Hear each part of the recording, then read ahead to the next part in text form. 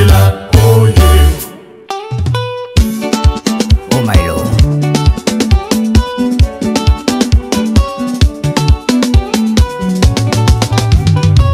Dinyamule pila enatikanika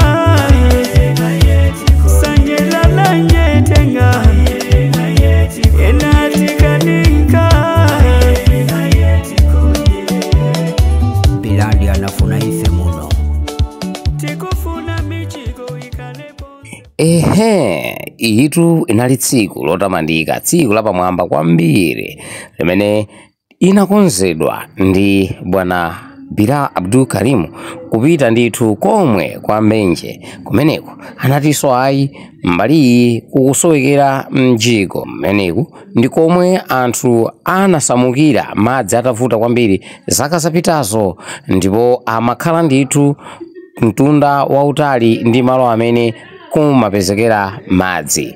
Iwowa amayenda ndithu mtunda oposera 1.5 kilometers kuti apeze madzi amenewa, chifukwa mjigowu uli komwe chakusukulu kuti amayenera kuyenda basi afune. Koma tsiku limeneli kunachitika mwayi pamene bwana Lupia analinso pamalo amenewa nawo kuthandizira kuperekera monga kansala amenenso anthu amusanje lalanje kuno amusankha kuti ameneyi agwirire ntchito limodzi ndi MP.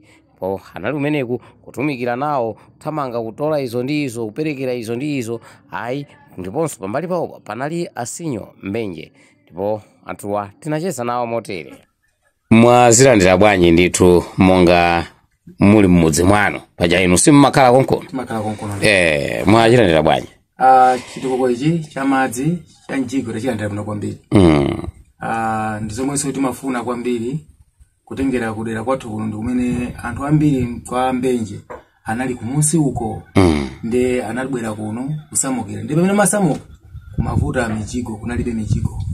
Ndi kuthandiza mjigo uwu kwa MP ya Bilal zitithandizaso kwambiri kutengera kuna kuti zitithandiza kutengera kuna kuti anthu ambiri amene maso amadzi akhala kumwa madzi posa kupanda vuto lina saka mengani nyengo miri kulowayi ndi ya ujina chilimwe madzi amavuta amene madzi akubwera chonji tiyonyadira kwambiri kuti umoto ndimene analankhulira akansala bwana Lupia.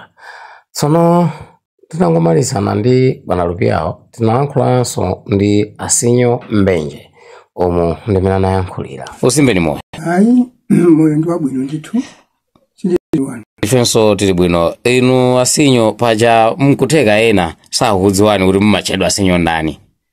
Ine ndine Asinyo Group Mbenje. Ine kwati Mbenje.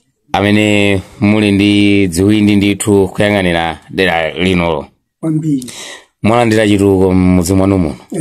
Amati madzi ndi moyo. Ndineti kusonena kuti mwalandira moyo mmudzi mwanu muno. Zoona zake. Mwachilandira bwanji?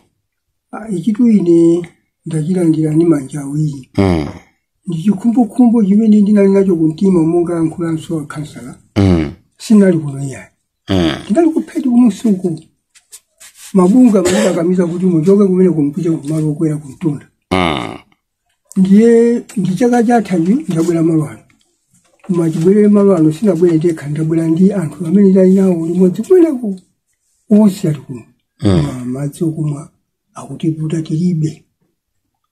Ndiye ndidadzapempha kuti bwana Bilal ngati ambuye angakutsogolereni pa inspection imene muli naye chonde dzatiganizireni madzi okumwa kumene kulife kuja ndi kumphala kumtunda kulibe kumadzi yayi zitsime zonse ziliko mkuja ndi za mchere zokhazokha ndi zitapezekako chitsime chabwino ndi kuti anthufe kuno tikhala umasuka ndiponso usangalala.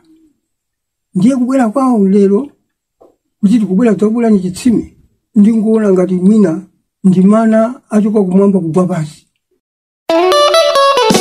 Bila oye. Oh my Lord.